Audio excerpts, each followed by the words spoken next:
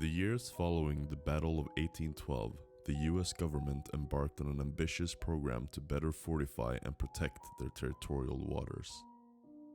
In the closing days of the war, the Americans had triumphed at the Battle of New Orleans, but at too great a risk. Inadequate coastal defenses had enabled the British to reach and assault the fortifications of New Orleans.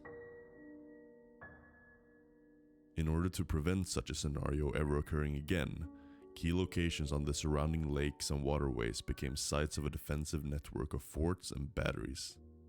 These would deter attacks from hostile foreign powers and render impotent the efforts of those unwavering in their ambition.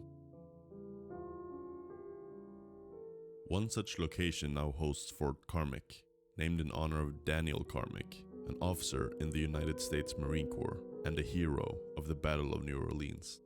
With expansive views over surrounding waterways and the fire support from a parallel battery, Fort Carmick is capable of projecting its power over a wide expanse of territory.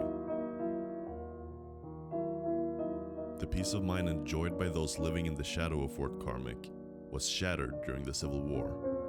Following the fall of New Orleans to the Union in April 1862, Confederate forces withdrew up the Mississippi River toward Baton Rouge, leaving many of their coastal fortifications isolated. Later in 1862, the fort was wrested from its Confederacy during a brief and bloody siege. The fort stayed in Union hands throughout the rest of the war. Its secure location enabled expansion of the nearby ironworks and arsenals, equipping the Union for their campaigns throughout Louisiana and Mississippi. In peacetime, it became an important bastion of federal power during the Reconstruction. This brought affluence to the region. Military industry brought in railroads faster than elsewhere in Louisiana.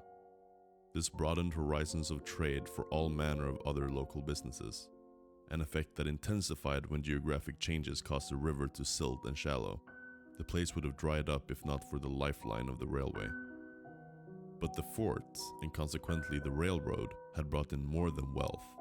A former prisoner of war camp in the fort's vicinity was developed into a penitentiary. Traditionalists aware of industry were correct in saying criminals were being brought in by the carriage. Fort Carmick outlived its usefulness and today stands derelict. Peacetime rendered it superfluous. After the end of the Reconstruction, the need for a garrison was eliminated.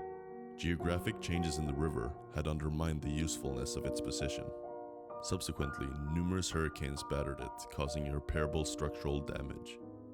The fort was quietly decommissioned in 1885 and left to sink back into the mud. The locals still scrape by a living, wary of the fort which built their town and doomed them to irrelevance.